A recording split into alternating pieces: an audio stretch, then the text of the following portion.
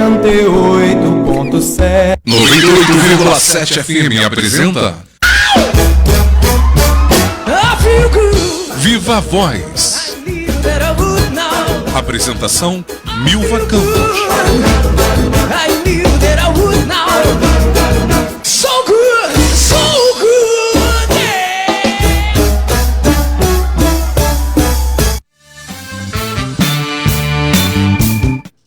Boa tarde, estamos iniciando mais um programa Viva a Voz Saúde pela Rádio Nossa Senhora de Copacabana, aqui no Rio de Janeiro. A Princesinha do Mar fica aqui do lado de onde a gente está.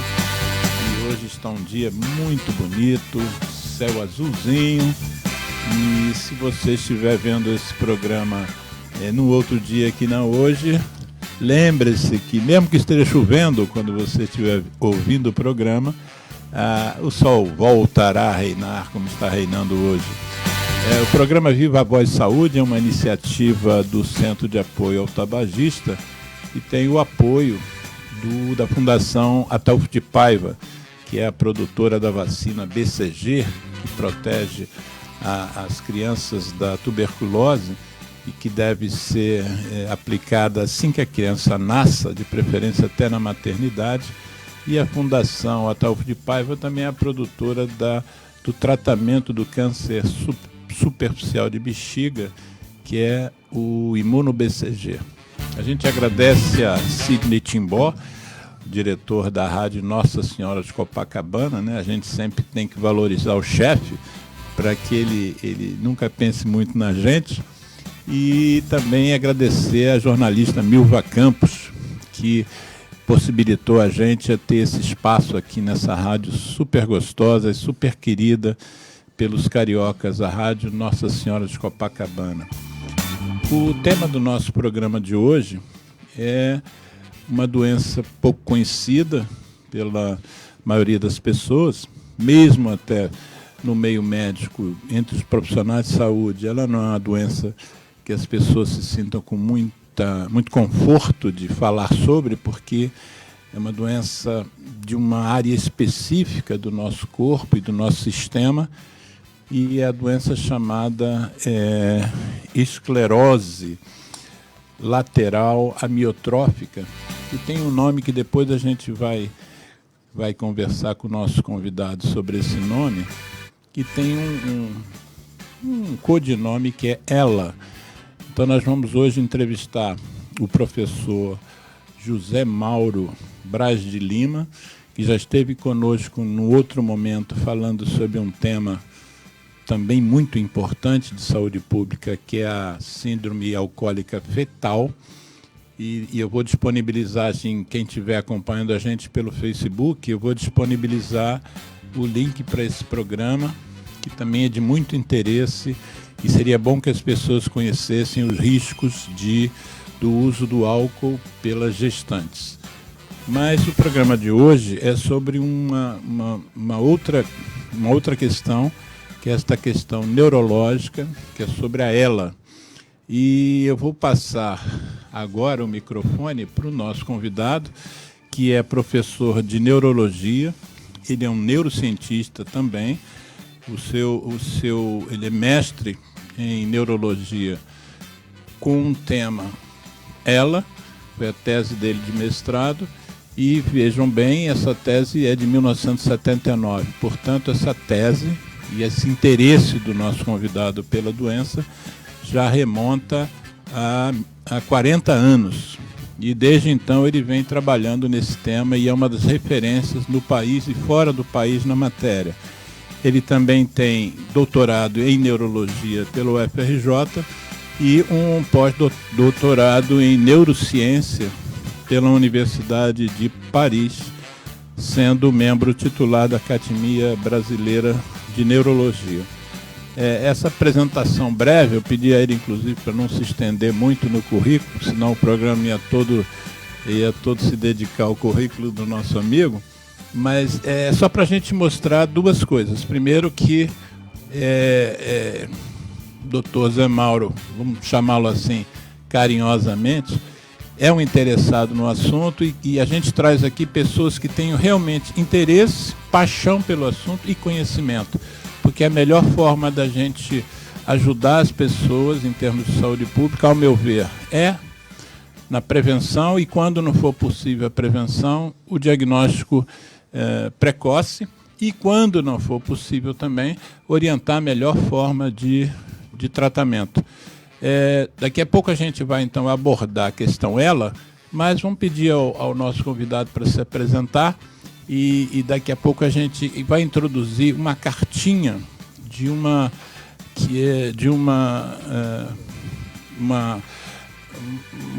portadora desse quadro neurológico que não pôde vir ao programa, não pode mais vir ao programa por questões de locomoção, mas mandou uma carta que eu pretendo lê-la por inteiro para a gente até abrir o programa. Mas antes disso, gostaria de dar as boas-vindas ao nosso convidado, Dr. José Mauro Braz de Lima. Se apresente e depois eu passo para a cartinha. Bom dia, boa tarde a todos, né? Mas novamente um renovado prazer estar aqui com você. Prazer é nosso. O prazer e a satisfação pela oportunidade também de estar podendo participar do programa, divulgando de uma maneira mais ampliada, por sair de fora do ambiente só universitário, só acadêmico, só científico, e falar para todos que tenham interesse e tenham envolvimento direto ou indireto com questões importantes de saúde. Então, dentro dessas questões, como você falou muito bem, tem várias questões e, às vezes, doenças chamadas doenças órfãs, doenças muito incomuns, mas num nível de escala, essa doença interessa muitas pessoas. São milhares e milhares de pessoas e familiares comprometidos com algumas doenças, como a doença de Alzheimer, doença de Parkinson. E neste nosso caso aqui, é a esclerose lateral amiotrófica, conhecida como ELA, né, que é uma doença desafio. Então, no ambiente da neurologia e das pesquisas a nível de pesquisas básicas, essa doença continua sendo hoje, o século XXI, quer dizer, na segunda década do século, eu trabalho com essa doença há 40 anos, a gente evoluiu um pouco, mas essa continua sendo uma doença cuja causa não se sabe exatamente qual só se sabe a evolução, conseguindo dar o diagnóstico, mas que ela é uma doença evolutiva e fatal, e com uma perspectiva, né, de tratamento muito fragilizada, porque até hoje, embora tenha se tentado várias coisas, eu mesmo no Instituto de Neurologia, com minha equipe, com um grupo lá, nós colocamos um ambulatório especial de ELA em 78, comecei porque eu estava fazendo a minha tese em 79, e até hoje, quer dizer, isso é exatamente no motivo do agradecimento de estar podendo falar aqui desses 40 anos de atividade, de vida prática, clínica, e sem parar, toda terça-feira, desses 40 anos, não só eu, obviamente, mas na grande parte, agora eu estou aposentado da UFRJ, mas só continuo fazendo orientação de tese, a participação em projetos de pesquisas, né? Mas, de qualquer maneira, hoje ainda existe um ambulatório. O que nós podemos dizer, então, esse ambulatório é o ambulatório de maior continuidade, talvez eu diria isso conhecendo alguns serviços nos Estados Unidos, no Canadá e na Europa e França e Portugal principalmente.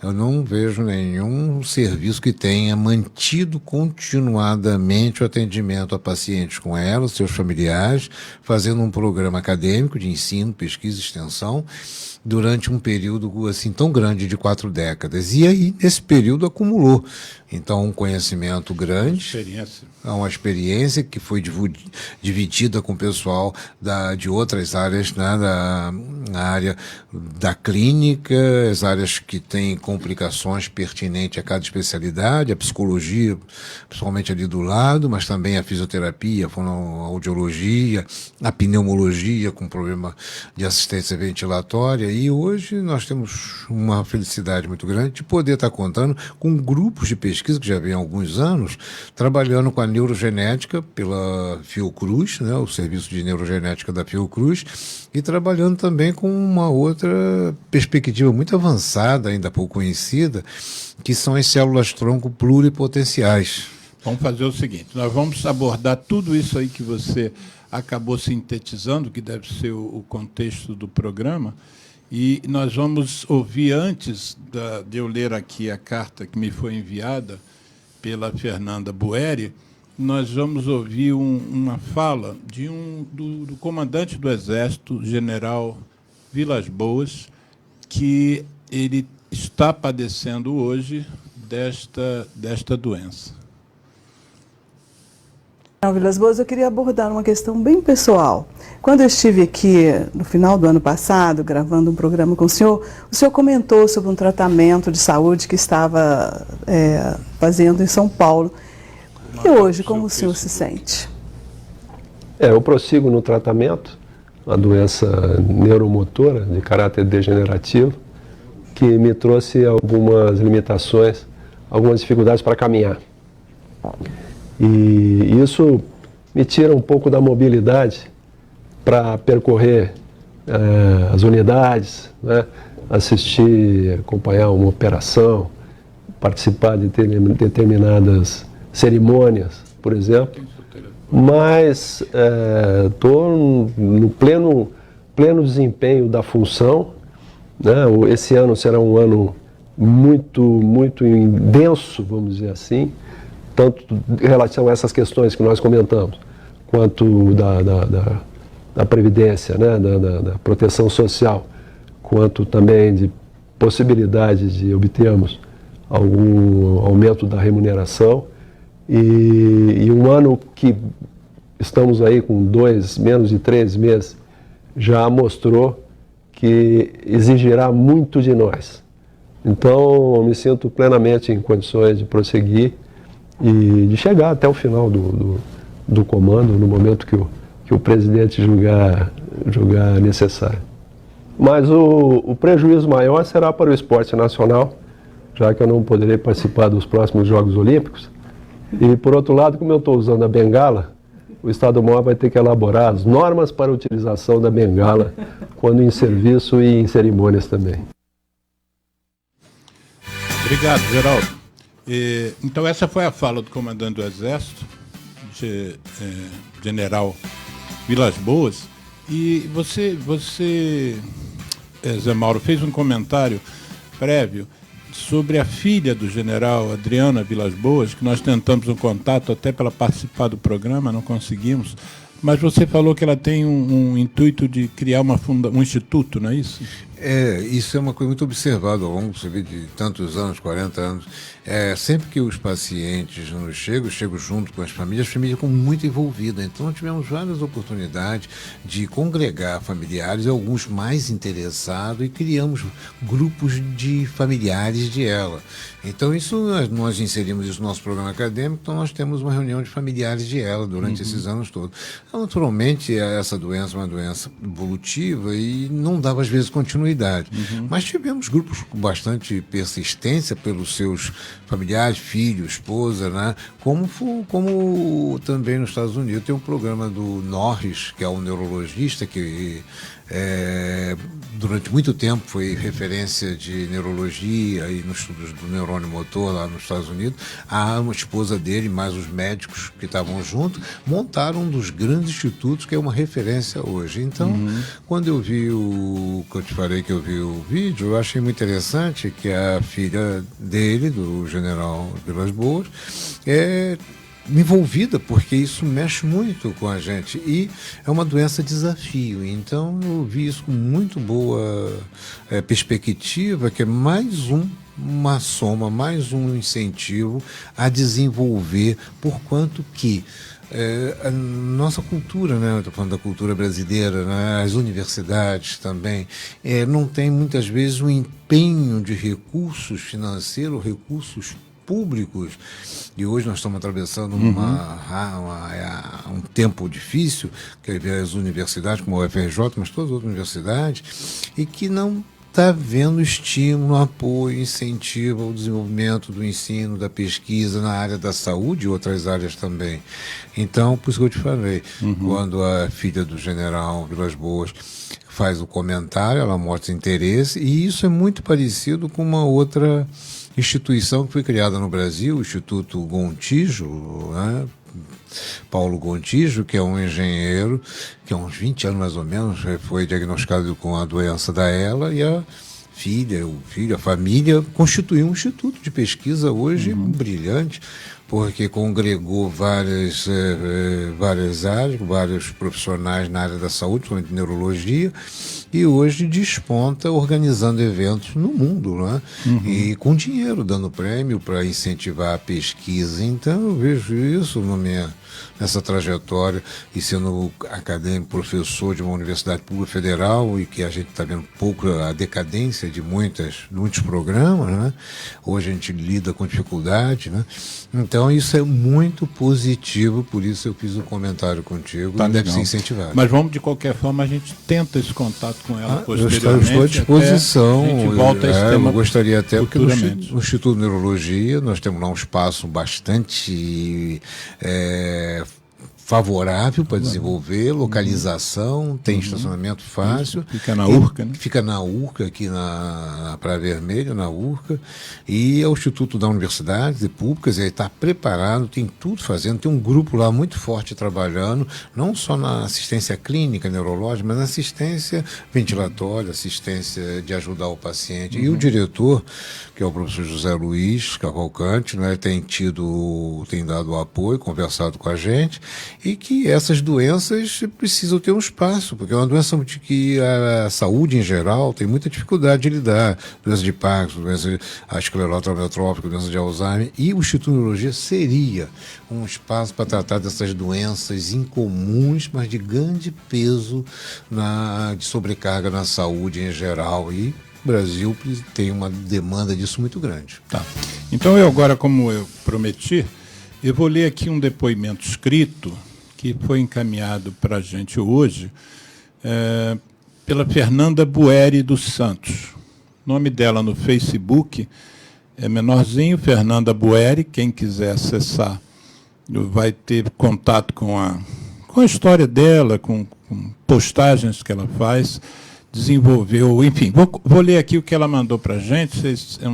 É um texto um pouco longo, mas eu faço questão de que a gente leia todo, porque é uma personagem que está se fazendo parte do programa à distância. Então, ela começa dizendo que o nome dela é Fernanda Bueri dos Santos, que ela tenho 31 anos, vou falar na terceira pessoa, né? Tenho 31 anos e aos 25 fui acometida de uma gravíssima doença neurológica, a terceira mais comum no mundo, atrás apenas do Alzheimer e do Parkinson. A esclerose lateral amiotrófica, ela, ficou mundialmente conhecida através da campanha do desafio do balde de gelo. Depois você vai falar sobre isso, hein? Zé Mauro. Trata-se sinteticamente de uma doença autodegenerativa do sistema nervoso, responsável por comprometer progressiva e irreversivelmente os movimentos de membros inferiores e superiores, bem como dos músculos da deglutição, vocais e os respiratórios. Aos poucos, o paciente não anda, não fala, não come e, por fim, ocorre uma insuficiência respiratória. Eu sei que parece o fim do mundo de uma jovem, mas não o foi. Acreditem em mim. São palavras da Fernanda Bueri. E ela prossegue. Em se tratando da Fernanda anterior a ela, sempre fui muito ativa, tanto física quanto intelectualmente. Frequentei Colégio Federal de renome, após ter sido aprovada em concurso público. Em seguida, fui aluna de 2 grandes universidades públicas, tendo me graduado na Faculdade de Direito da UFRJ, da sua escola, Zé Mauro, em 2012, e sido admitida no quadro de inscritos na OAB no mesmo ano, em 2012, portanto. No mesmo modo, prossegue a Fernanda Bueri. Do mesmo modo que minha vida estudantil era agitada, social também. Eu era extrovertida, alegre, divertida, determinada, independente e preocupada com o próximo, etc. Todos assim me conheciam, adorava dançar, conversar sobre os mais diversos assuntos, passear com minha família e sair com amigos. E ela enamora outras atividades, como pedalar na lagoa, namorar, e que isso faz parte hoje de uma vida bastante distante. Enfim, em março de 2013, os primeiros sintomas começaram a aparecer, portanto, há 6 anos, e a partir das fortes câimbras, as quais me paralisavam e incomodavam minhas noites de sono, dos desequilíbrios a ponto de me fazerem cair diversas vezes e do profundo cansaço que insistia em me deixar prostrada na cama ou no sofá. Depois eu queria que você também abordasse, Zé Mauro, esses sintomas todos. A minha vida nunca mais foi a mesma. Poucos meses depois de me graduar e no auge da juventude, vi planos, expectativas e sonhos se desfazerem. No dia 18 de abril de 2014, Perdão que eu estou mexendo aqui, não está... No dia 18 de abril de 2014, um ano, portanto, mais ou menos, dos primeiros sintomas, o diagnóstico trouxe a certeza que eu insistia em não enxergar. Meu coração sentia, mas a mente negava. Estar diante de uma mudança tão avassaladora e de uma realidade tão cruel era assustador. Para quem está pegando o programa agora, esse é um texto escrito hoje por uma portadora de ELA, chamada Fernanda Bueri. Então, ela prossegue dizendo que, naquele momento, ali mesmo no consultório médico com minha família, eu desabei em prantos e lágrimas. Contudo, no mesmo dia, fiz a principal escolha da minha vida: viver com a mesma alegria que eu sempre tive, apesar de tudo o que poderia acontecer comigo pela frente. Eu não deveria ser infeliz. Eu não deveria ser amargurada pelos próximos anos. Não poderia fazer isso comigo. E ela, então, prossegue. Posso dizer que a Fernanda de antes não existe mais, ou melhor, ela foi repaginada. E o maior desafio da minha vida se impôs a mim a partir de então. Aliás, de forma constante, porque a cada dia eu deveria lutar não apenas contra uma doença fatal e sem cura, mas principalmente era necessário lutar continuamente para preservar minha alegria, autoestima e conquistar com todo o empenho uma vida, o que fosse o mais possível da realidade de uma jovem em plena capacidade produtiva. Atualmente, inclusive, Zé Mauro, ela não diz aqui, mas eu vi o currículo dela, que ela, além de ser advogada, ela também fez na UERJ uma universidade de ciência política. Então, tudo isso, a gente está falando de uma mulher super capaz e que, enfim, ela prossegue. Atualmente, devido à presença dela em minha vida, inspiro milhares de pessoas por meio de minha página numa rede social e sou alvo de muita solidariedade, generosidade, muito carinho e afeto de todos que me ajudam e me admiram, dado a postura que revelo em relação à doença. Ademais, graças aos inúmeros anjos que me cercam, realizei o grande sonho de voltar a escrever, estudar e, finalmente, ostentar um tantinho de autonomia. Escrevo com os olhos, graças a um aparelho de alta tecnologia que só me foi possível porque, como eu disse, estou cercada de anjos. Não é maravilhoso? Ela pergunta. Ela limitou meus movimentos, mas não foi capaz de me impedir de sonhar. Planos não me faltam agora. Por óbvio, não é fácil o que eu tenho que viver com a esclerose lateral amiotrófica, porém, não é desesperador também. Isso é um texto de alguém lúcido, né, enviado hoje, e que, mediante toda essa vivência, vou até repetir, por óbvio, não é fácil o que tenho que viver com a esclerose lateral amiotrófica, porém, não é desesperador também. Eu vivo feliz, sim. Isso porque a felicidade nada mais é do que um estado de espírito. Depois que a conquistamos verdadeiramente, é como um caminho sem volta. E assim, ainda que um grande mal se estabeleça em sua vida, aquela paz e alegria permanecerão dentro de você e em seu ser. Desta forma, não haverá revolta, e cumprir-se-á a resignação, qual seja a aceitação de uma condição que nos é imposta. Ao resignado não cabe o inconformismo. E ela encerra aqui no último parágrafo desse texto, que eu já de antemão agradeço muito, Fernanda Boeri, você ter se disposto a dividir com a gente a sua experiência, e com tanta gente que vai nos ouvir a partir de agora. Então, ela encerra dizendo assim: eu espero, por meio do relato da minha história vitoriosa, em que pese a ela, realizar em vocês, queridos leitores, e no caso aqui ouvintes e telespectadores, pois há os que estão nos vendo pelo Facebook e vão nos ver depois pelo YouTube, eu espero, pelo relato de minha história vitoriosa, em que pese a ela, realizar em vocês essa mudança de perspectiva e que essa obra literária, ou que esse texto, permita a desconstrução do paradigma de que a doença é desgraça, de que sofrimento é só dor e de que é impossível ser feliz na vida diante de uma vida limitada. Depende apenas de nós. Simples, não é?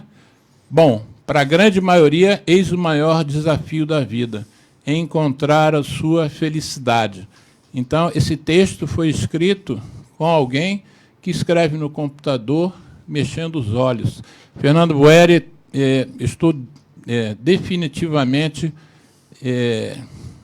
interessado em partilhar da sua amizade, e você foi indicada pela sua tia, me parece, a Valéria Roças, que é uma querida amiga, inclusive já foi entrevistada aqui no programa, e foi um prazer ler seu texto. Espero que seu texto ajude outras pessoas, mesmo aquelas que não estão vivendo com ela, mas vivem com alguma outro tipo de dificuldade, física ou até não física, mas ele vai introduzir o nosso programa. Muito obrigado, Fernanda, e o doutor Zé Mauro está aqui também, e gostaria de dizer umas palavras para você agora.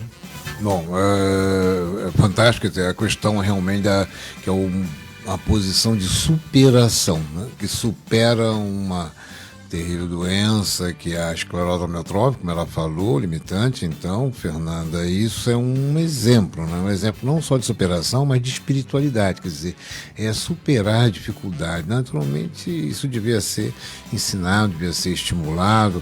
E nós que trabalhamos com o paciente ela, nesses 40 anos, nós tivemos muitas vezes pessoas que, como você, tinham uma postura de superação, mas não é fácil, Fernanda. Você é uma pessoa abençoada, iluminada, mas isso nós trabalhamos também até com um grupo um grupo de paliativo que procura dar todo o apoio, né? Porque nessa experiência, logo no início, né, lá nos anos 80, nós criamos o chamado Grupo Balint. O Grupo Balint é uma técnica de terapia voltada também para os profissionais que tratam, porque na nossa equipe tinha muito, ou enfermeira, o psicólogo, o assistente social, cuidadores e médicos, que às vezes não aguentavam fazer parte de tratar de pacientes com ela, e nessa trajetória de uma doença tão séria, né, e tão grave. Então, com a sua carta aqui, lida pelo Alexandre, eu vi que é uma questão assim, bastante importante a ser divulgada, estimulada, para trazer outras pessoas nesse enfrentamento. Não é fácil, obviamente, mas é possível. E aí mostra como nós temos, enquanto ser humano, capacidade de superar. Tem as religiões, mas tem espiritualidade, tem pessoas que podem realmente também encontrar um momento mais de alívio, embora tenha que suportar a sobrecarga dessa doença. E você escreve essa carta com a redução máxima de movimento, e aí não tem como deixar de a gente fazer referência a muitos outros pacientes, mas especialmente um que foi destaque na ciência mundial, que foi Stephen Hawking, que tem uma evolução tão arrastada de uma doença do neurônio motor, fez maravilhas de descobertas, né, comparáveis à de Einstein, e nos ajudando a entender o universo. Então eu fico bastante assim impressionado, apesar dos 40 anos cuidando de pacientes nesse período constante, todo dia, todo mês, toda terça-feira, melhor dizendo, e que isso é a contribuição que pode trazer o paciente, os seus familiares, para os outros pacientes e para nós também, enquanto médico, muitas vezes querendo fazer mais, mas não podendo, pela nossa limitada impotência diante de certas situações, mas com você, nós não desmorecemos, por isso estamos aqui enfrentando, batalhando, fazendo pesquisa, descobrindo, podendo chegar no momento da gente minimizar esse sofrimento e até evitar, se for possível. Nós não temos um dado de realidade, essa doença hoje não tem causa, não tem uma cura efetiva, e para isso, para evitar muitas abordagens, às vezes aleatórias ou oportunistas de muitos profissionais, quer dizer, a gente tem que caminhar do lado da realidade, mas caminhar também do lado do sonho de melhorar a qualidade de vida da gente. Fernanda, depois eu vou passar a sua carta, pelo visto você já liberou a gente, eu vou passar essa carta online para o Dr. Zé Mauro, porque eu sei que ele vai provavelmente utilizá-la com a equipe dele, com outras pessoas, porque realmente você é um exemplo de superação e de amor à vida, né? E a percepção sua de que é possível ser feliz mesmo em situações dramáticas é fundamental, né? Eu acho que isso serve para todo mundo que estiver nos ouvindo e que esteja eventualmente achando que está numa situação difícil, está numa situação enrascada, e você dá aí uma aula para a gente. Muito obrigado, espero que você esteja ouvindo o programa e que você possa participar dele até o final. Mas eu gostaria, então, antes da gente entrar nessa doença propriamente dita, com as explicações do... Fala, Zé Mauro. Você colocou bem, nós nos colocamos também, né, Fernanda, à disposição, até numa parceria, porque você tem muito a contribuir, e pela nossa parte, a nossa área de competência, nós ficamos à sua disposição, como à disposição de todos os ouvintes, né, para tirar dúvida, para trocar informações e poder ajudar e orientar, porque tem muitos detalhes.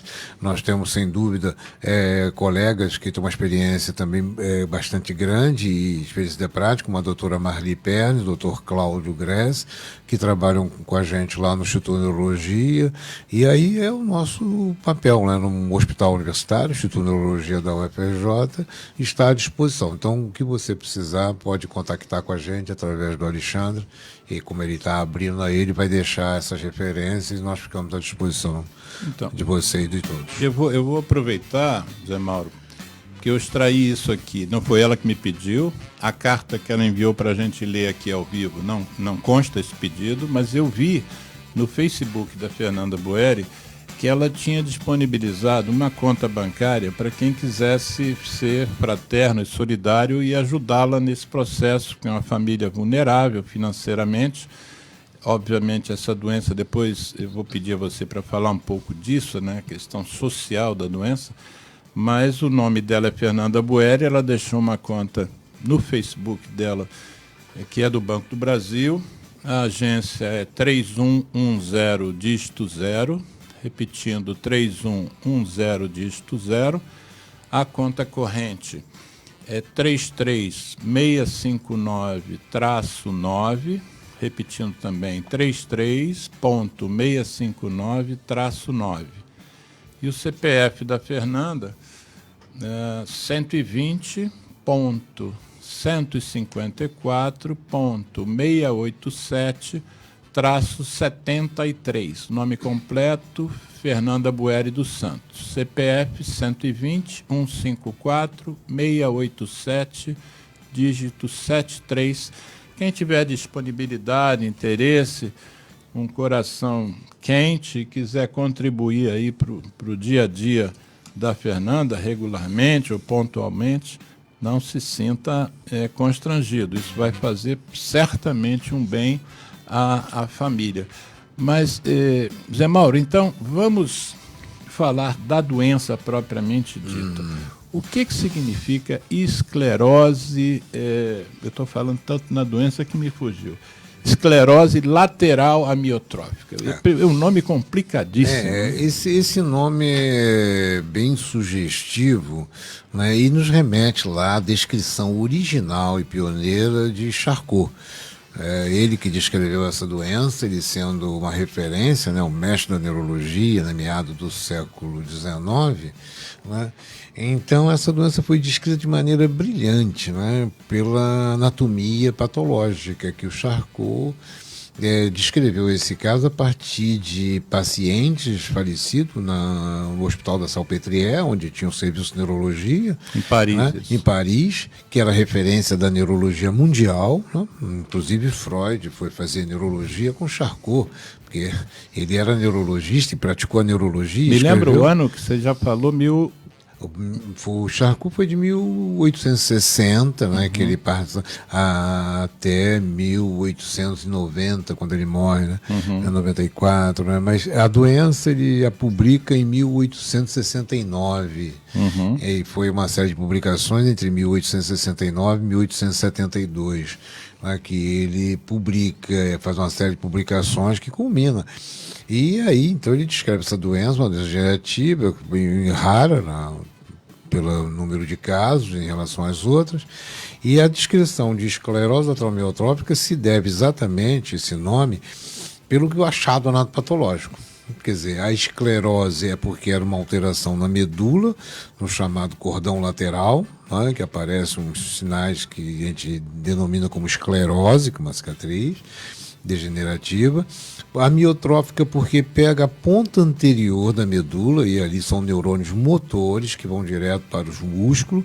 Esses neurônios sofrendo, né, entrando no processo de apoptose, esses neurônios entram em degeneração, e quando eles vão para o músculo perde essa atroficidade. Perdendo a atroficidade, os músculos entram em processo de atrofia, quer dizer, fraqueza, paralisia, né? Atrofia muscular, né?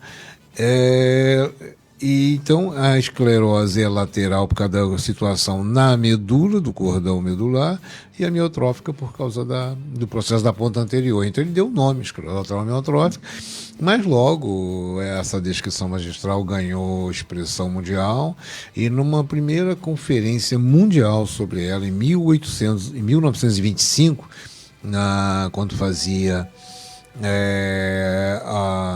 em Paris um evento comemorativo, né?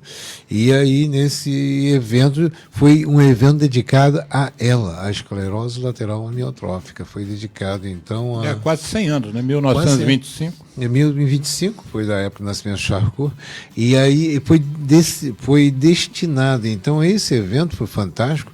Ele reuniu neurologistas do mundo inteiro, da Inglaterra, dos Estados Unidos, da Alemanha, da Bélgica. Essa questão foi bem tratada, que virou um número especial da Revue de Neurologie. A revista de Neurologia fez um número só dedicado a isso. Essa revista existe no Instituto de Neurologia. Nós recorremos a ela muito porque tem contribuições fantásticas. E nessa ocasião, então, a pessoa reconheceu como válido dar o nome de doença de Charcot, da maladie de Charcot.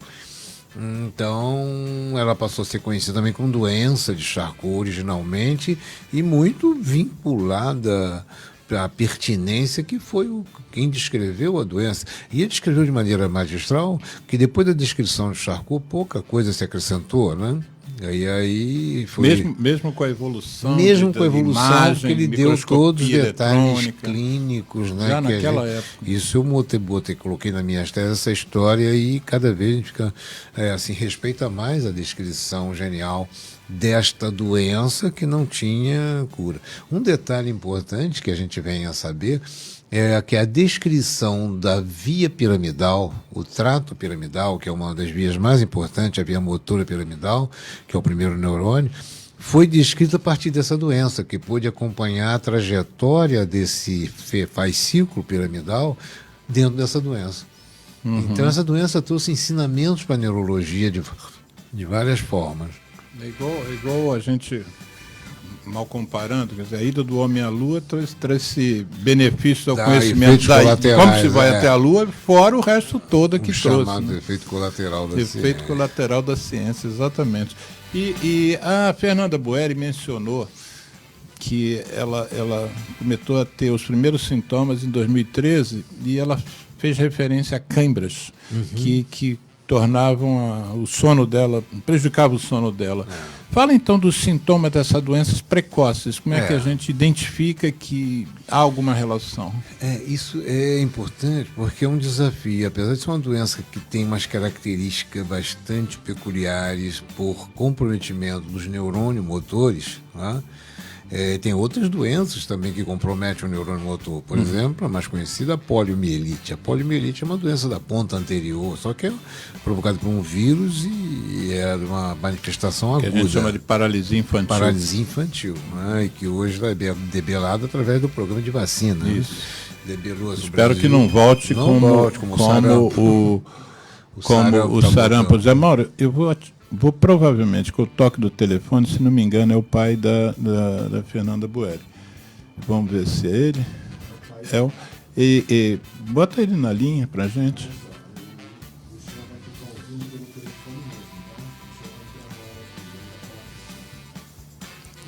Roberto, está nos ouvindo?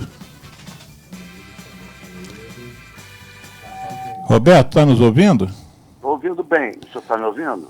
Estou lhe ouvindo, Roberto. Eu estou aqui em companhia de um neurocientista, Dr. José Mauro Braz de Lima, e nós trouxemos o tema da esclerose lateral amiotrófica, da ELA, para o programa de hoje. Você chegou a ver o início do programa?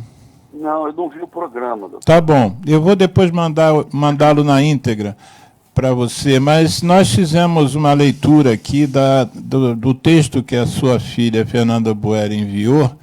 Eu li ele na integralidade, mas como você... E nós exaltamos muito aqui a superação da Fernanda, né, como ela está lidando com esse processo, mas como você é o pai dela e tem acompanhado pessoalmente a evolução. Você quer comentar alguma coisa que você acha interessante que a gente discuta aqui, ou que os ouvintes saibam?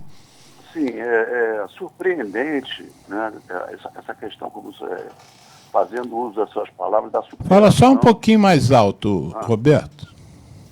Fazendo uso das suas palavras, é surpreendente essa questão da superação e da fé que a Fernanda tem, né, e da missão que ela tem a cumprir. Né? Ela superou de uma forma assim tão grande que eu parei de trabalhar, hoje moro com ela sozinho, trouxe ela morava com a mãe, ela mora comigo, estou há 5 anos já, quase 6, vivendo intensamente essa luta da Fernanda. Mas é uma coisa muito gratificante, porque ela não deixa de sorrir, ela quer sempre mostrar para o mundo que, olha, gente, não fiquem tristes à toa, tá?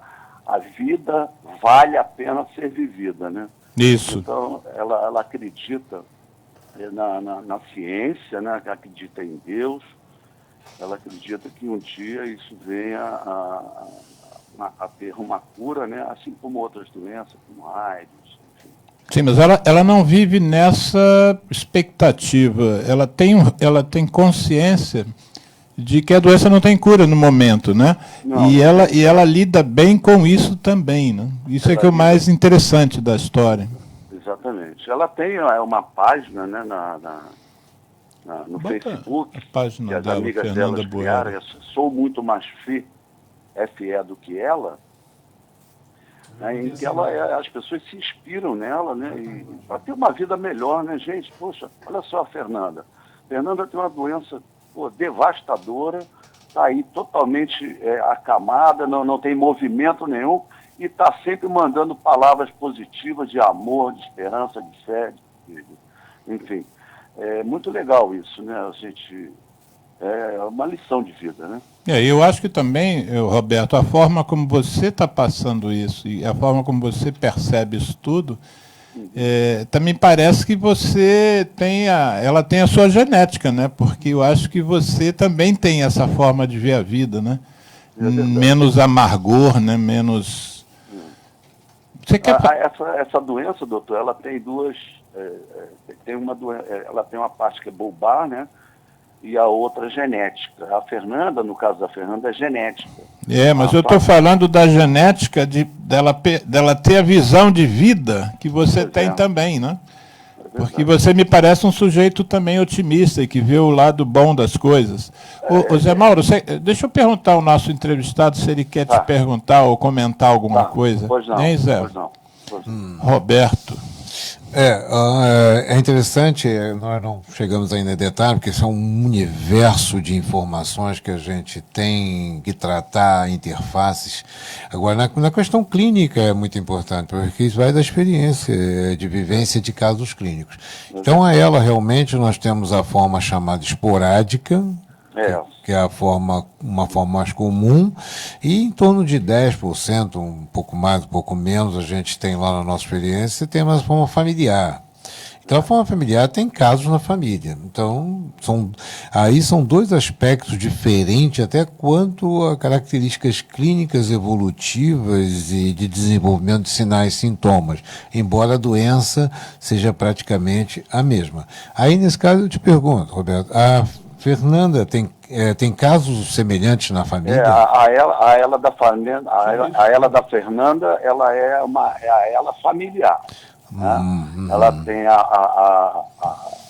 uma prima de segundo grau que teve a doença durante 17 anos, a Adriana.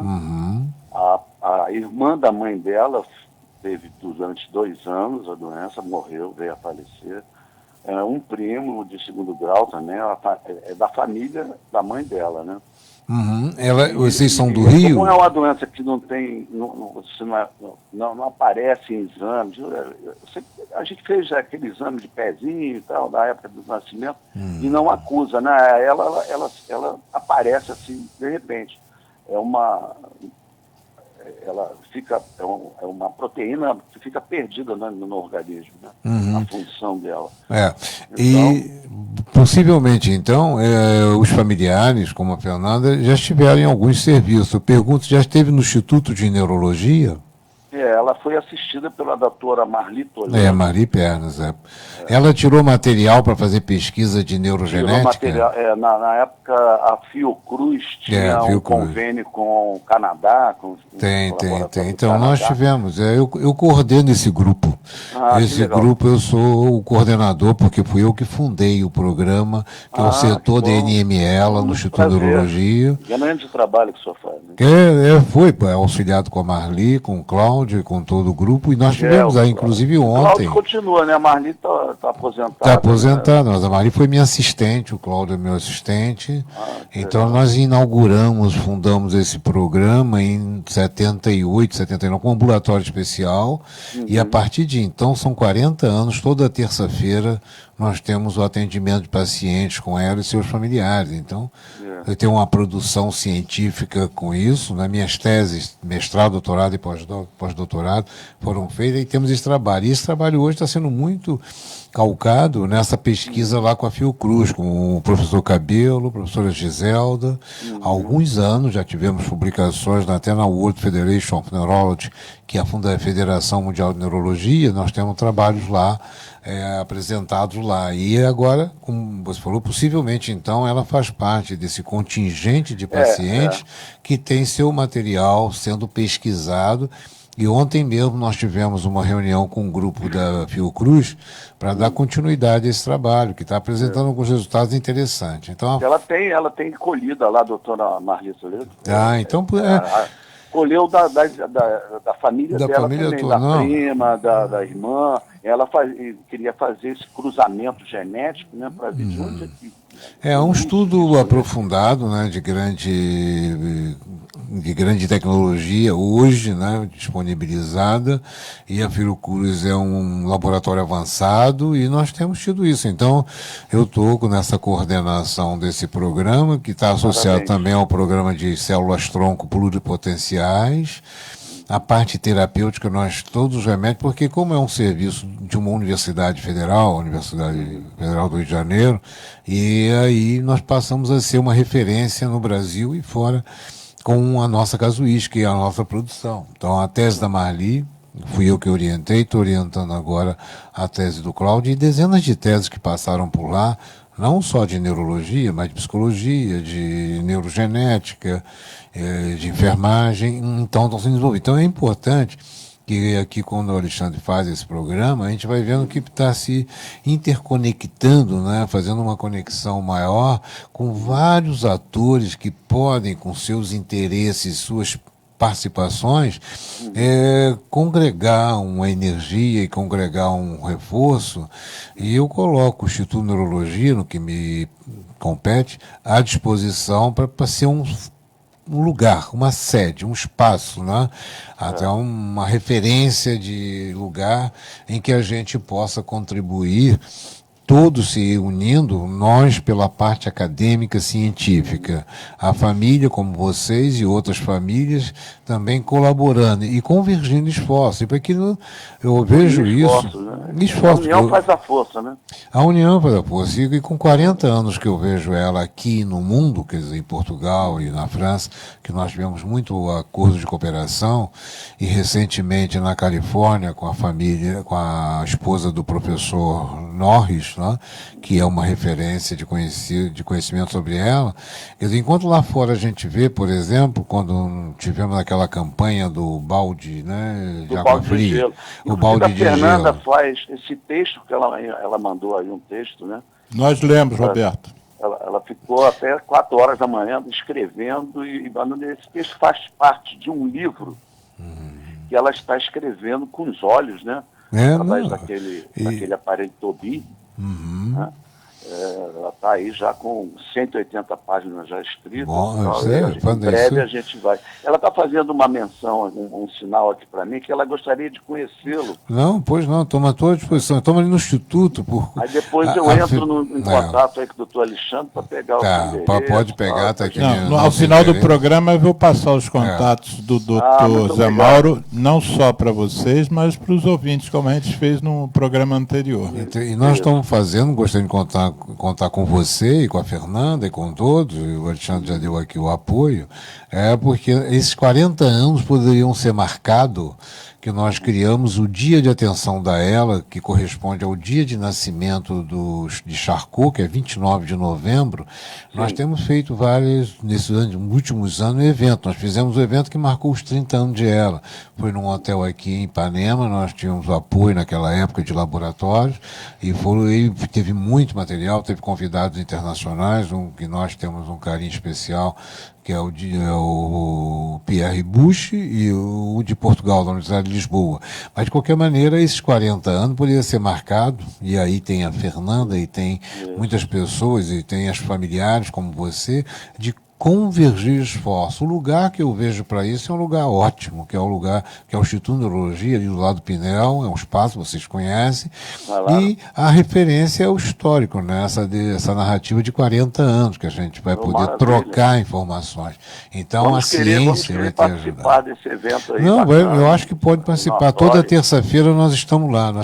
Você deve ter participado, que ao longo desses anos nós temos reuniões familiares, uma vez por mês, e a última terça-feira, então, do mês de agosto, você já está convidado, a Fernanda também, e aí nós estendemos esse convite aqui através do Alexandre, né, que é importante, e aí nós vamos ter, na última terça de agosto, toda a última terça do mês, nós fazemos a reunião em que os familiares se apresentam também, não só para a questão acadêmica, que é importante, mas para trocar essas experiências aí, como a Fernanda relatou nessa carta, para passar para os outros, trocar, ver uma congregação, que isso foge, às vezes, à nossa capacidade médica de poder influenciar, e ela é muito enriquecida pela experiência de todos que participam. E isso foi esse legado que a gente quer deixar com 40 anos, que vai ser continuado pelos nossos colegas mais novos, né? Eu estou já aposentado,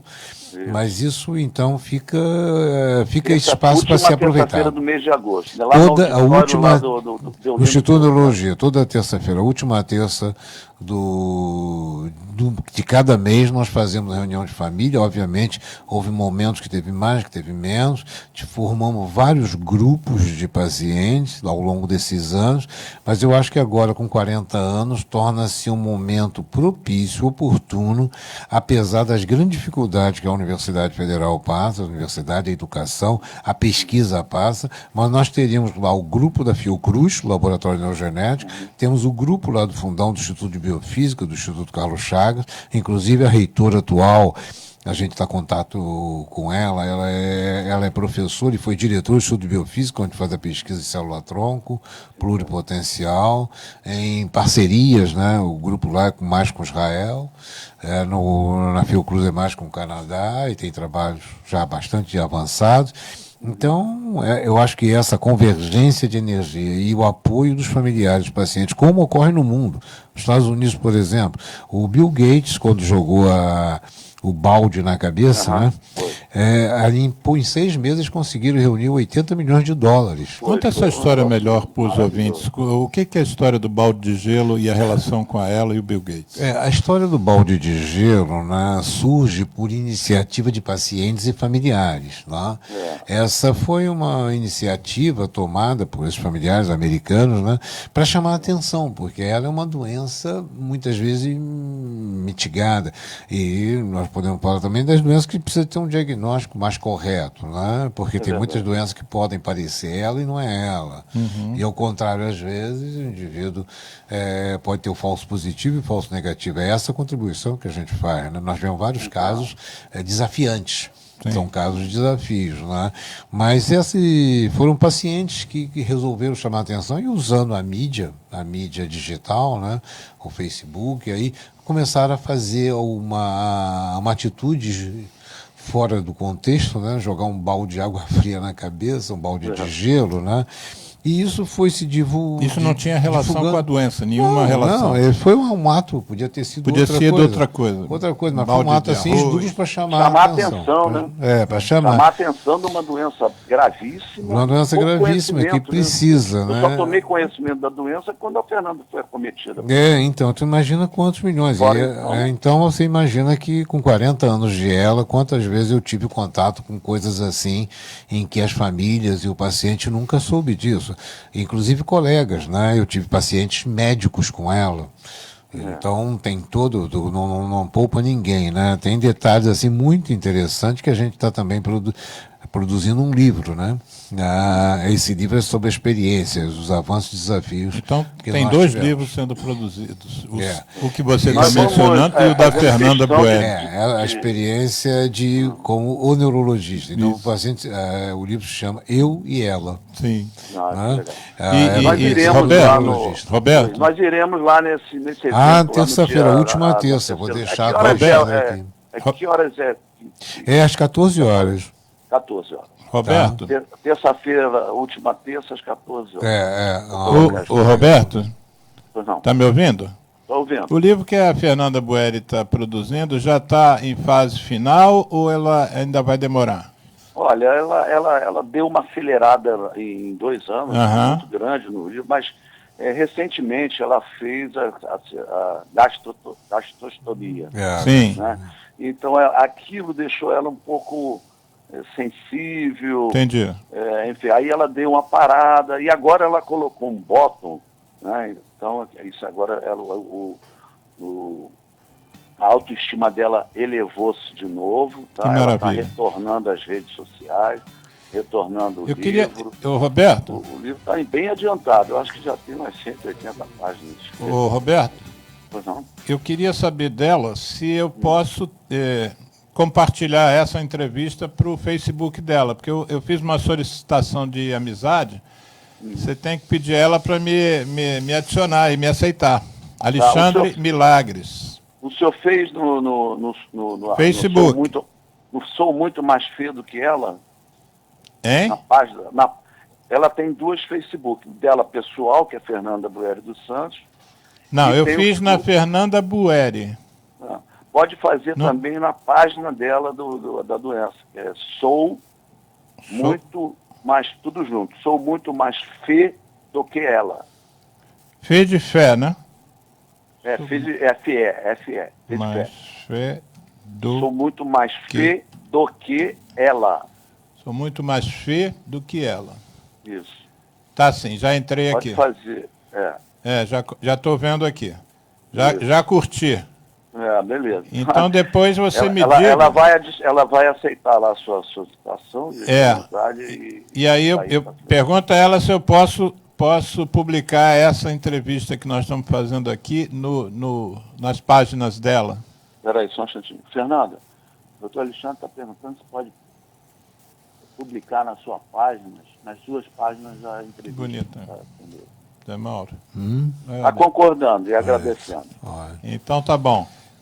Roberto, um grande abraço então, e fica o convite. Então, Roberto, fica o convite para você e para a Fernanda, e é o convite que o Alexandre vai estender a todos, né, na medida que a gente vem fazendo isso há muitos anos, essa reunião de família, que o tema vai ser os 40 anos de ela, e como convergir essa energia que a Fernanda tem, por exemplo, mas que ela repercuta também no desenvolvimento, na sensibilização das autoridades de educação pública nesse país e nas autoridades também de saúde, que a gente tem que trabalhar, naturalmente são também apoiadores, mas precisa dessa visibilidade, dessa exposição, e eu acho que esses 40 anos está somando isso. 40 anos é um momento, então, todo propício, e o Instituto de Neurologia tem as portas abertas.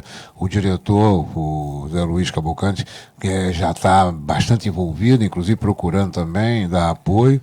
Então, no dia 27, que é a última terça de cada mês, o 27 agora de agosto, terça-feira, às 14 horas. 14 horas. Estaremos presentes. Estaremos lá. Vai ser um prazer e contar com essa força força tem que superar. E a Fernanda é um exemplo disso, e muito que obrigado. Isso seja para os outros. Eu acredito, só assim... Parabéns pelo seu trabalho. Obrigado. Mas que esse trabalho só vai ser muito mais produtivo contando com vocês. Com você como pai, como familiares, e com a Fernanda como paciente, e com todos, que possa somar, e realmente o Instituto de Neurologia virar um centro de referência de ela, que vá além dos trabalhos que vão sendo feitos, mas não estão aí na obscuridade. Esse trabalho, 3 teses que eu fiz ao longo desse tempo, ela não tem a expressão quando não é divulgada, e isso aqui, através da divulgação midiática, através da energia que as famílias têm, mas aí junto,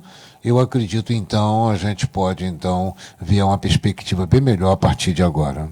Obrigado. Roberto, um grande abraço. Só há uma forma da gente encarar essa doença com otimismo, na base do amor, né?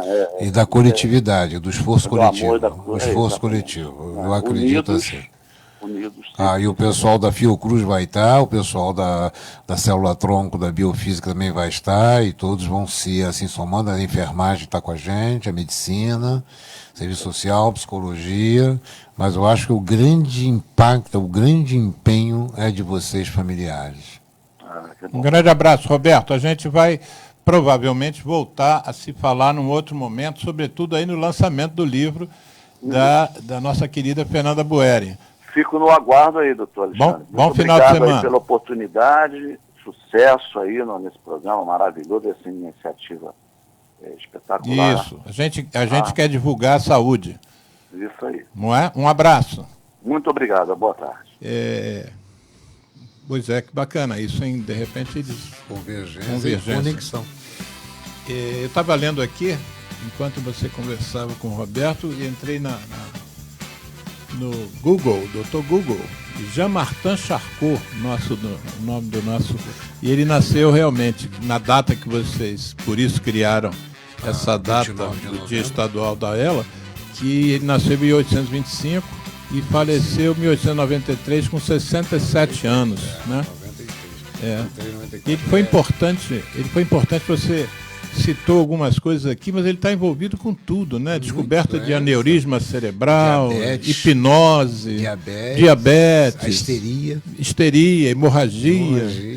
tem os aneurismas de Charcot-Bouchard, exatamente, que é coisa de vascular e que fala do tabagismo. Exatamente. Tabagismo, hipertensão, aterosclerose, chamado. E os aneurismas de Charcot-Bouchard difundido vai levar a uma encefalopatia vascular isquêmica que muitas vezes é confundida com doença de Alzheimer. Exatamente. Que é o envelhecimento cerebral, do que a gente também trata no nosso programa. Então vamos fazer o seguinte, nós não temos muito tempo, não vamos fazer nem pausa para música hoje. O pessoal do copinho d'água vai deixar para tomar água daqui a pouco. Tudo bem, deixa daqui a pouco. Mas é o seguinte, vamos falar. Você estava falando muito, a gente estava iniciando quando o Roberto chegou, mas o Roberto é importante, né, o depoimento dele. Fundamental. Mas vamos falar da doença. Nós temos ainda quase meia hora de programa. Os sintomas, rapidamente. Os sintomas, iniciais. como você falou, que você perguntou sobre a cãibra, né? A referência da Fernanda. Então, eu acho que a gente abre um espaço no final para falar, porque aí você já viu, né, Alexandre, que você deu o start e abriu uma janela que você não esperava. Exatamente. Né? E você vai ser cobrado. Você vai ser cobrado para ser um dos nossos protagonistas nos 40 anos de Ela. Poxa, legal. Uma honra. Não, para nós que é também uma honra, a sua responsabilidade de estar lá na terça-feira com todos, porque aí você já abriu uma janela para a gente poder superar nossas falhas, as nossas deficiências, que são públicas, de recurso, e que você tem na mão essa ferramenta, essa arma, que você não sabia ou sabe que ela é de uma potência enorme. Você já mostrou isso aqui agora. Exatamente. Então você está envolvido. Eu acredito agora muito na comunicação. Critico o governo que se comunica pouco. Com o que interessa, né? Sandice eles falam à vontade, mas o que interessa... O americano é muito sábio nisso. Eles usam a comunicação porque... Como é que eles trouxeram Bill Gates para poder botar alguns milhões de dólares num programa para uma universidade de Harvard, na Califórnia, ou em John Hopkins, e que de onde vem? Então nós temos muitos milionários. Aí poderia até dizer que muitos dos milhões de reais, de dólares, tirado aí com esse negócio que a Lava Jato está fazendo, poderia ter leis, né, a nível de Congresso, que desviasse um pouco desse dinheiro. Não, desviasse, ele já foi desviado. Já foi desviado. É bem direcionado. Bem direcionado, né? Num bom sentido, para pessoas como a Fernanda possam ter melhor atendimento, ela e milhares de outros pacientes. Nós temos no nosso estudo epidemiológico, eu tenho também um carinho especial por esse lado, nós devemos ter de 20 a 30 mil pacientes com ela no Brasil. Eu tive estudando um pouco a doença para poder te entrevistar, mas a e eu vi qualquer isso. coisa. Algum falou 15 mil, outro falou 25 mil. É por causa do diagnóstico e da subnotificação, mas o que a gente tem imaginado é em torno disso. De 20 a 30 mil. Seria corrigido com recursos para fazer uma pesquisa epidemiológica bem aprofundada. Exatamente. E aí o doutor Alexandre está nessa... Que talvez nem isso. Está nessa comissão. Já estou dentro, já aceitei. Então, ótimo. Então, aqui está estabelecido. E também tem uma questão de advocacy no parlamento, nos congressos, que a gente também pode buscar. Vamos buscar. E eu acho que, se ela tiver esse empenho com protagonistas e atores como você, como a Fernanda, como o pai, como as famílias, vão ser mais efetivos do que a minha. Exatamente. Fiquei 40 anos dentro de um hospital ou lá na Fiocruz. Você entra com a voz técnica. Com a voz técnica, que é a mais fraca. É a fraca, mas é a que dá sustância. É que dá sustância para poder avançar. A argumentação. E aos políticos, às autoridades de saúde e educação, o Ministério da Saúde, o Ministério da Educação, para que a universidade tenha realmente oportunidade de desenvolver seu papel, que é um dever. É o dever do Estado e é o direito do cidadão. Então você vai estar nesse meio, entre dever e direito. Mas não, vamos tentar orientar os nossos ouvintes. Vamos lá, então a cãibra a cãibra é um sintoma importante porque a gente não sabe direito, né, a natureza fisiopatogênica da cãibra, mas a cãibra se ainda expressa... não sabe direito? Ela se expressa por um processo muscular. Um processo de excitação muscular e, naturalmente, a contração muscular que leva à cãibra, né? Que tem várias causas, tem até a estafa. Jogador de futebol, quando chega no final do segundo tempo, na prorrogação, vai ocorrer cãibra em várias pessoas. E distúrbios metabólicos de membrana da célula muscular, né, que é uma célula ativa, uma célula excitável, né, respondendo também a outras manifestações até de natureza bioquímica, né, variações de metabólico. Então vamos lá, cãibra. Então, a cãibra decorre do sofrimento já dos neurônios motores na ponta anterior. Então, o músculo é uma consequência. O problema é sofrendo, porque a doença é lá no neurônio, né? Embora já tenha tido algumas hipóteses de teorias, né, em que a doença pudesse começar no músculo, mas isso já foi deixado de lado. A doença é do neurônio motor. Né? Do segundo neurônio motor na ponta anterior. Então a cãibra é importante porque ela prenuncia. Não quer dizer, obviamente, que todo mundo tem a cãibra. Vai ter ela, tá doido. Isso seria muito apavorante. Mas quando temos paciente de ELA, a gente pergunta na nossa anamnese, isso a gente passa para os alunos, eu passo para a equipe, eu passo para os alunos sempre, veja a cãibra. Ela não é 100% relatada, mas em grande parte dos nossos pacientes acusam episódios de cãibra anos, meses e às vezes até anos da doença começar. E isso mostra uma perspectiva muito interessante nessa doença mistério que Charcot descreveu de maneira brilhante, mas acreditamos, e eu, ao longo dos anos todos, vejo que isso pode ser um prenúncio do sofrimento inicial do neurônio motor. Significa que, e isso é corroborado por outras pesquisas, né, a nível científico, de que quando ela se expressa por paralisia, por atrofia, por fraqueza muscular, a doença então começou 6 meses a 1 ano antes. E que outros sintomas você mostra?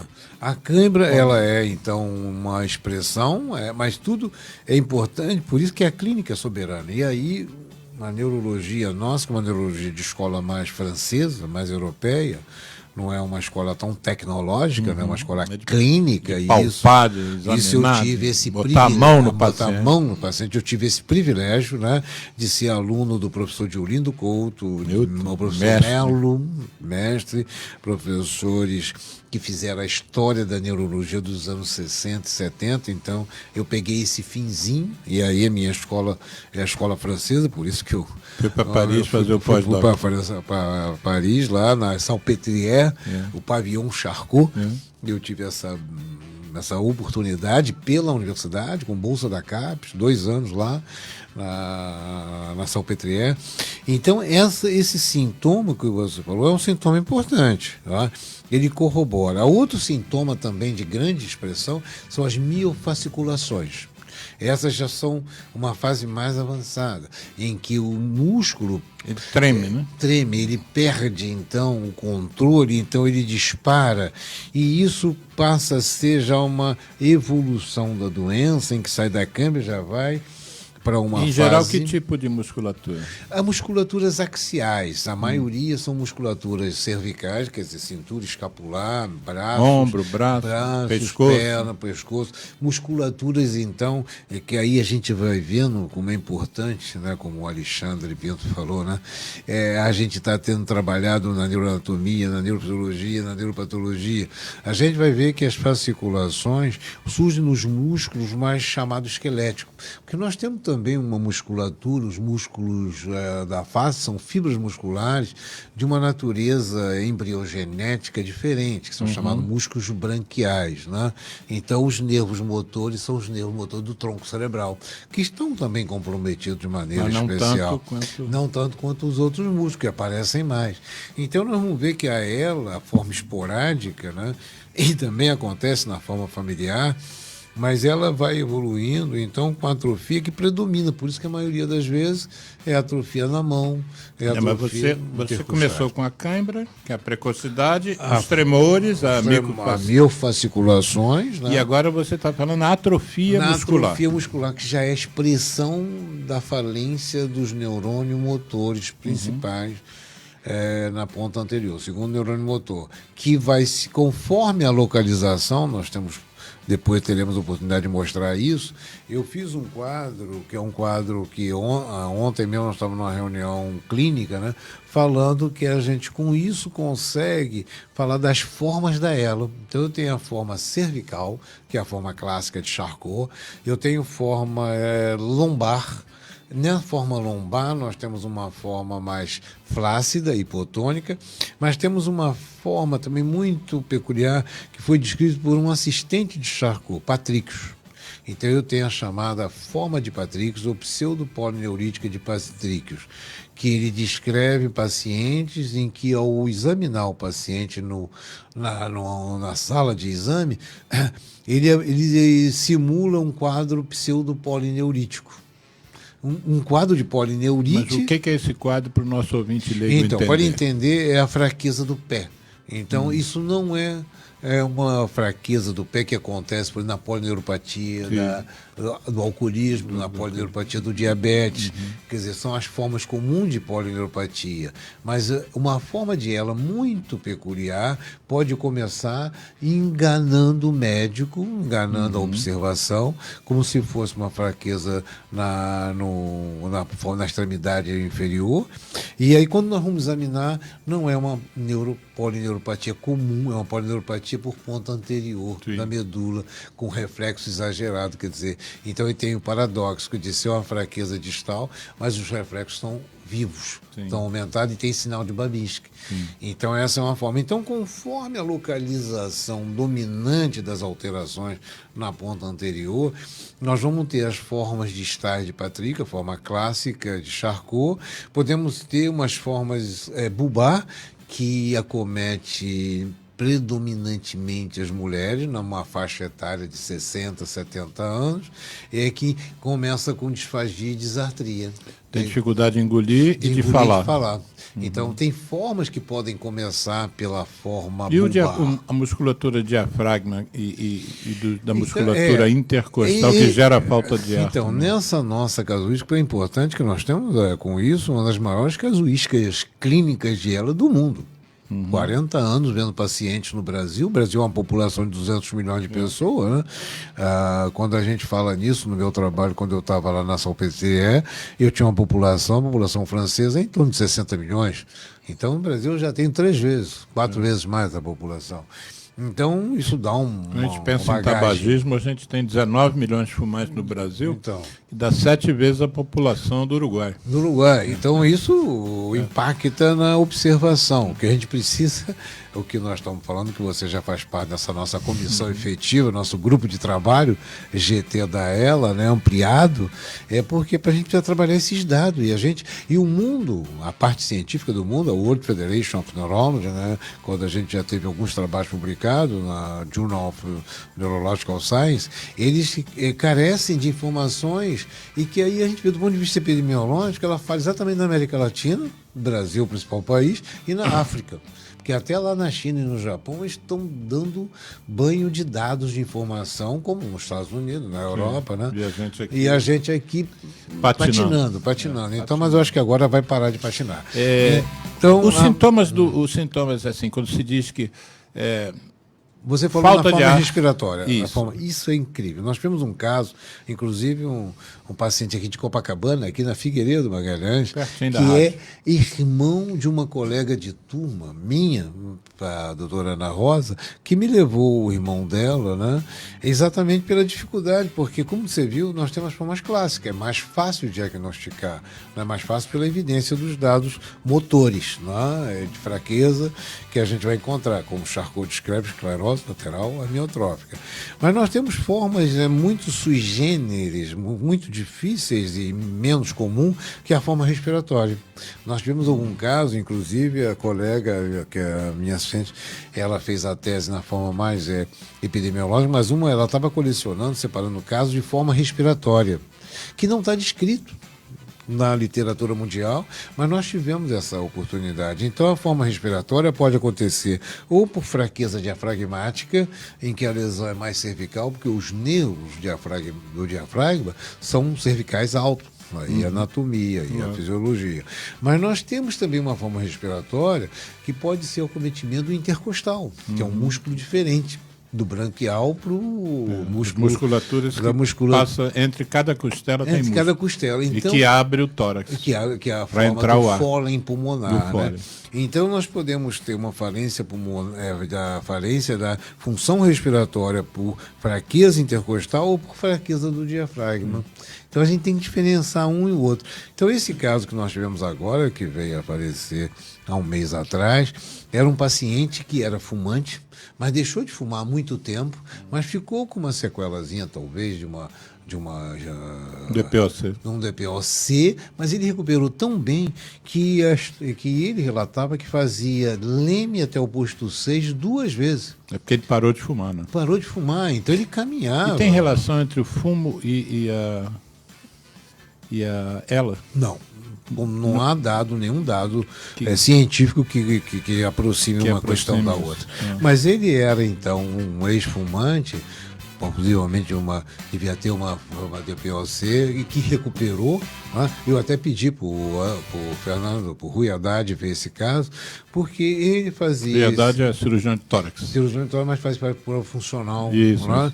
Então, quando eu vi esse paciente, a colega me trouxe, porque é um indivíduo que até há pouco tempo, até o início do ano passado, ele fazia caminhada 2 vezes e não cansava, e ele passou no meio do ano passado para cá a se cansar. Então ele foi reduzindo, porque ele estava sentindo cansaço. E sem outros sintomas. Tinha cãibra? Não tinha cãibra. Depois é que nós fomos ver que ele tinha cãibra e tinha miofasciculações. Então, quando me trouxe com miofasciculações, por uma complicação clínica, ele fez uma neuropatia periférica num nervo ciático popliteu externo, né? E aí foi feito um diagnóstico de uma neuropatia, possivelmente até pensar em Hansen. Aí foi para Fiocruz para dar o diagnóstico, hanseníase.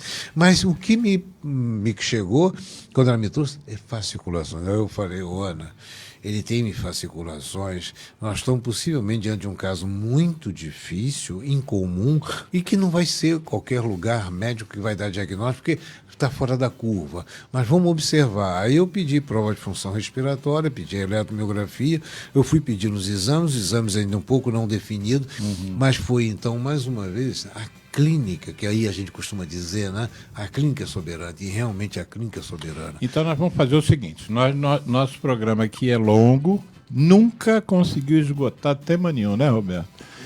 Vamos pular a parte de... Só para concluir, então esse caso foi diagnóstico finalmente de ela, e ele teve uma falência progressiva da motilidade, acabou pelo estresse, que ele tinha um paciente de 60 e poucos anos, o seu estresse levou ele a ter um infarte, toda a angústia, o infarto do paciente, foi internado e evoluiu para óbito. Pelo infarto. Pelo infarto associado à falência também motora. Do ponto de vista, vamos ver se você consegue sintetizar, do ponto de vista de tratamento, existe algum tratamento medicamentoso que se utilize, ou fisioterápico?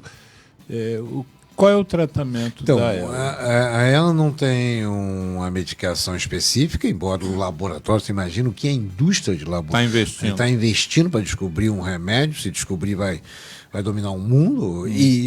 Só no Brasil, 30 mil casos. Então, no mundo todo. E a carência, a demanda, a angústia de buscar um remédio. Isso foi tão sério que eu estava lá na França, na Salpêtrière, fiz parte de um grupo com o professor Menanger, que trouxe o Riluzole, ou Rilutec, que é um medicamento que teve uma ação e que trazia um pequeno benefício, né, dele ser um antiexcitante neuronal, porque possivelmente o processo patológico da ela passa por uma excitabilidade neuronal, e essa excitabilidade neuronal sem um cuidado, sem um retorno, leva ao mecanismo que a gente chama de apoptose, quer dizer, a morte degenerativa do neurônio, né? Que acontece tanto no bulbo, como no cérebro, como na espinha. Em termos de avanço de descoberta científica, nós estamos perto, ou você acredita que ainda não, de se evoluir mais? Assim? Esse é o nosso também desafio, quer dizer, buscando essas investigações neurogenéticas, né? Aí nós entramos numa bifurcação de um caminho da ela familiar, que é a Era da Fernanda, que é uma forma que tem história de pacientes de outros casos num clã familiar. E aí a gente vai ver, ela é autossômica, dominante, mas a forma familiar também tem vários genes que estão comprometidos. Nós estamos nesse caminho que a terapia genética. Que, é uma possibilidade. Que pode caminhar para a terapia genética na forma familiar, mas a forma esporádica, que são 90% dos casos, nós não temos esse caminho. Mas, apesar disso, nós estamos investigando falhas no gene de pacientes de forma não familiar, mas que tem também alterações, possivelmente, algum defeito genético. Isso aí abre uma nova 1 minuto para você falar sobre célula-tronco. 1 minuto, porque o programa só tem mais 2. Aí é até covardia. Mas não vai fazer. Mas temos célula-tronco, a célula-tronco, e lá com a Rosália, a professora Rosália está envolvida com essa pesquisa. O grupo lá, nós tivemos também reunião semana passada. Não, a célula-tronco é no Fundão. É no Fundão. É no Instituto de Carlos Chagas, né? Que é fantástico essa aproximação. Aí eu fico assim, que eu posso te dizer que eu fico assim, perplexo com as possibilidades de investigação, e essa célula-tronco... Pode sair coisa boa daí da célula-tronco. Pode sair coisas fantásticas, mas não é a célula-tronco que é a célula-tronco que foi mais difundida no Fantástico, né? Por isso que eu falo Fantástico, porque todo mundo vê, por isso o Faustão, mas que dá uma ideia e que gerou problemas sérios de falsidade, de fakes, né? De fake news. Teve paciente que foi para a China fazer célula-tronco, de pacientes que foi para o interior de Minas fazer. Então depois a gente vai falar nisso quando você tiver novidades. É preciso Quem quiser falar entrar em contato isso. contigo. Nós temos então o nosso grupo de ela. Né? Então, por enquanto que eu posso dar a minha referência, é o meu e-mail, jmbl. JM de Mauro, né? B de Braz, L de Lima, @globo.com. Globo.com. Tá? E aí tem meu telefone, que é o negócio de Face, negócio aí. Tem meu Face, que eu não sei.